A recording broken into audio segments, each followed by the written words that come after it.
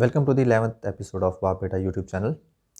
जो इस वक्त का सबसे गर्म मुद्दा है वो यही है, किसानों की रैली, किसानों का मुद्दा, किसानों का प्रेस कॉन्फ्रेंस या किसान आगे क्या डिसीज़न लेने वाले हैं। तो सबसे पहले बात करते हैं, जो किसानों की प्रेस कॉन्फ्रेंस हुई है उसमें से क्या क्या चीज़ें निकल के आती हैं और किसानों ने क्या क्या डेट्स दी हैं।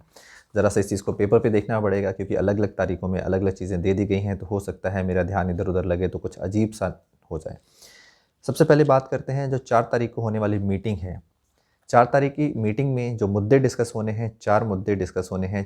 3 चीज़ें, ऐसे कानून जो ऑलरेडी कानून बन चुके हैं उनको रद्द करवाने की, और चौथी चीज़ ये कि एक जो चीज़ है जिसके ऊपर बार-बार कह रहे हैं इसको कानून में लाने की, वो है एमएसपी। सबसे पहले बात करते हैं 3 ऐसे कौन से कानून हैं जिनको रद्द करवाने की बात हो रही है। पहली चीज़, जो मंडियों का प्राइवेटाइजेशन की बात हो रही है, वो कहीं न कहीं कह रहे हैं कि इस मुद्दे को या इस कानून को रद्द कर दिया जाए और मंडियों का निजीकरण या प्राइवेटाइजेशन ना किया जाए। दूसरी बात है, एसेंशियल कमोडिटी एक्ट में जो गेहूँ, चावल या बहुत सी चीज़ें थी जिनको शामिल किया गया था, जिनको निकाल दिया गया है, उनको वैसे का वैसा ही रखा जाए ताकि उसकी स्टोरेज की एक लिमिट हो, नहीं तो कहीं न कहीं काला बाज़ारी, ब्लैक मार्केटिंग बढ़ जाएगी। इसलिए किसान बार-बार इस चीज़ पे अड़े हुए हैं कि ये जो एसेंशियल कमोडिटी एक्ट का कानून बन गया है उसको हटा दिया जाए। और तीसरी चीज़ है कॉन्ट्रैक्ट फार्मिंग की।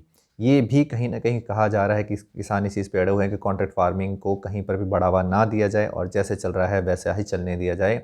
या फिर ये कहना बिल्कुल सही होगा कि जो 3 कानून हैं उनको रद्द किया जाए और जैसे चल रहे थे पहले कानून वैसे का वैसा ही रहने दिया जाए।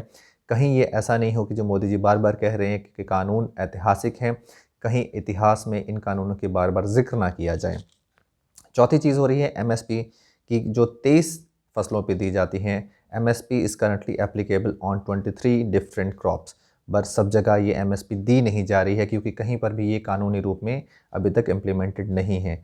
इसके ऊपर बात चल रही है कि एमएसपी को एक कानूनी रूप दे दिया जाए।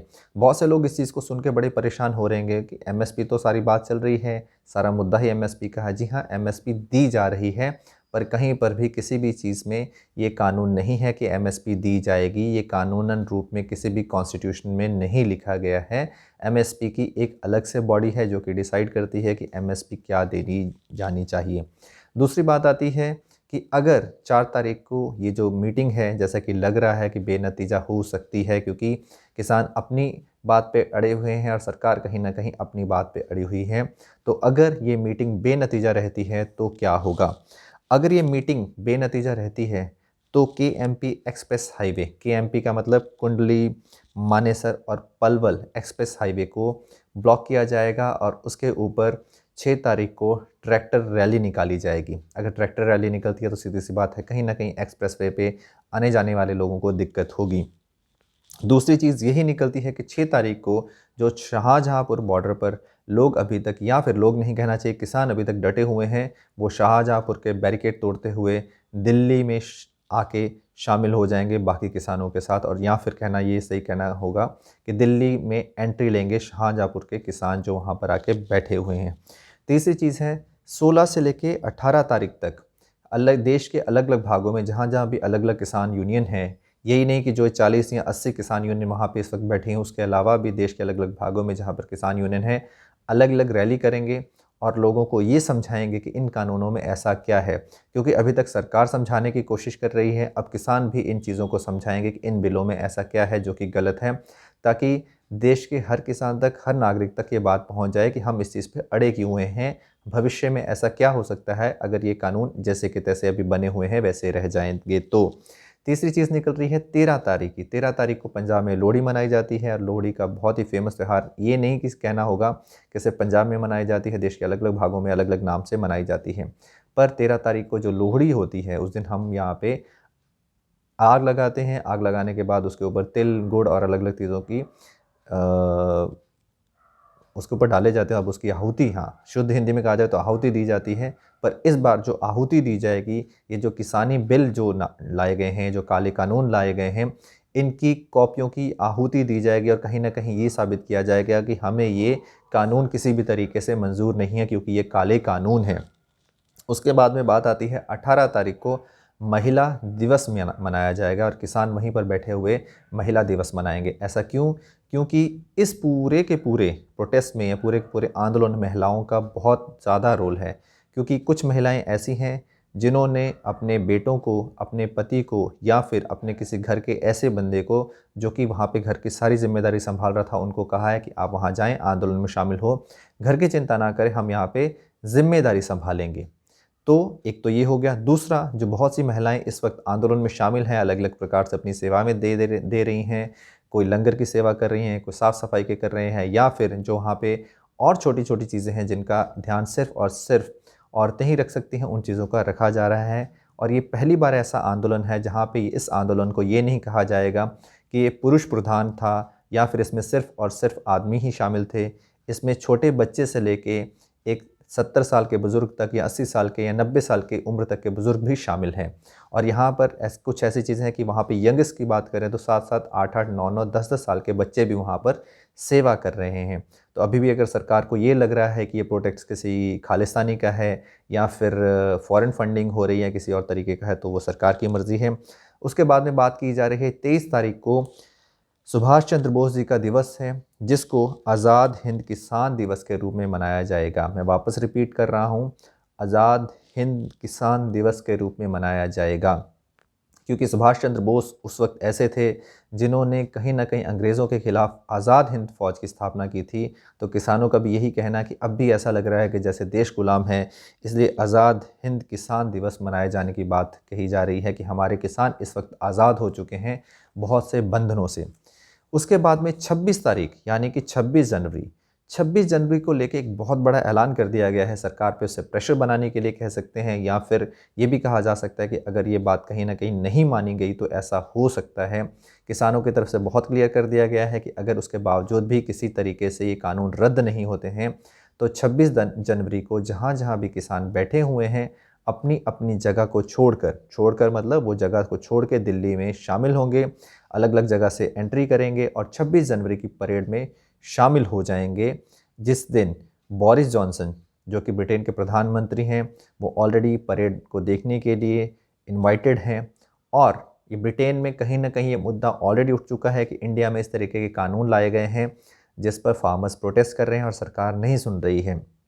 अगर ऐसा हो जाता है तो आप सोच सकते हैं कि पहली बार शायद आज़ादी के बाद ऐसा होगा कि 26 जनवरी को ट्रैक्टर परेड में शामिल हो जाएंगे। और कैसे होंगे ये आप लोग देख सकते हैं, क्योंकि वहाँ पर कुछ लोग कह रहे हैं कि 10 लाख लोग हैं, कुछ लोग कह रहे हैं 20 लाख हैं, पर अगर इतनी बड़ी तादाद भी नहीं हो तो कम से कम 7 से 8 लाख के आसपास किसान ज़रूर होंगे।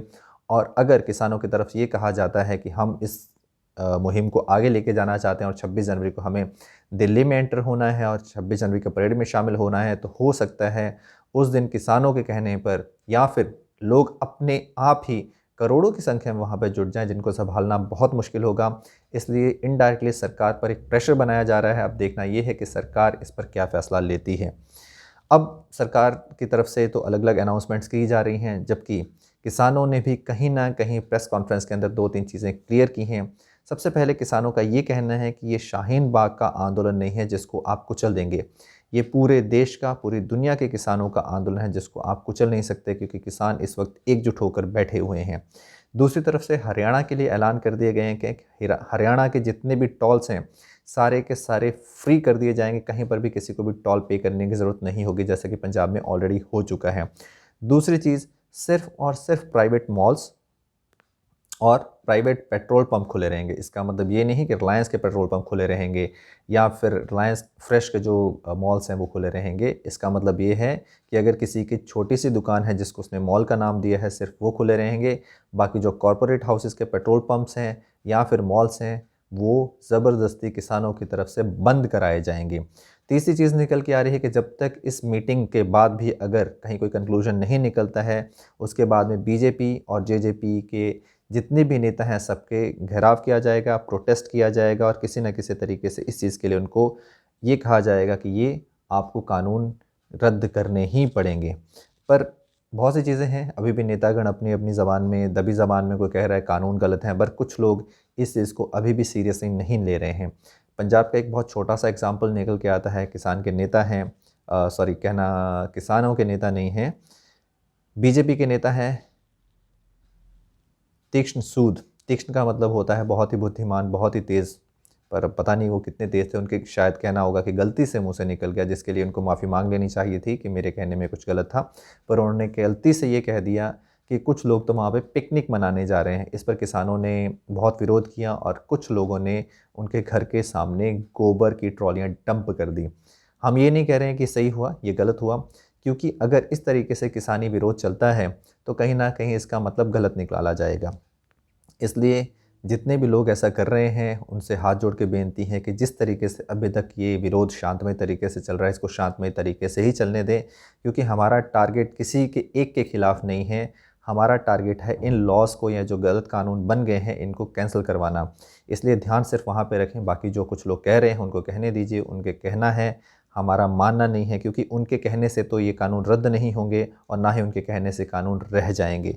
ठीक है, आपको उनका विरोध करना है, आप विरोध करें। विरोध करने के लिए आपके पास वोट है, आप जब चाहें जिसको चाहें वोट कर सकते हैं। वोटिंग आने वाली है, उसके हिसाब से आप उनको करारा जवाब दे सकते हैं।